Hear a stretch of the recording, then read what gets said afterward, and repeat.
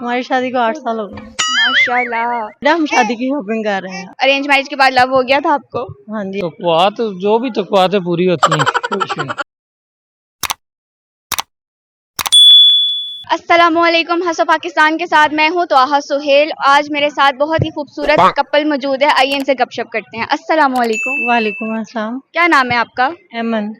और आपके हस्बैंड का? मोहम्मद ज़िया। अच्छा, मुझे बताएं आपकी शादी को कितना टाइम हो गया? हमारी शादी को 8 साल हो गए। माशाल्लाह, 8 साल हो गए। तो मुझे ये बताएं आपकी लव मैरिज है या अरेंज मैरिज? Arrange marriage.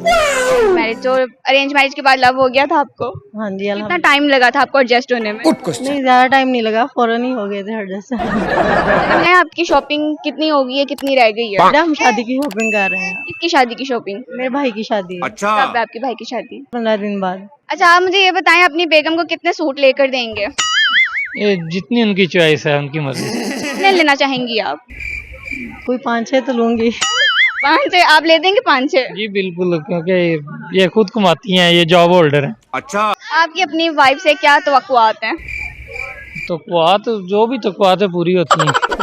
जी कुकिंग में, खाने में और सारी चीजें भी? जी अल्हम्दुलिल्लाह, बिल्कुल। आपसे मिलकर मुझे बहुत खुशी हुई। Thank you very much.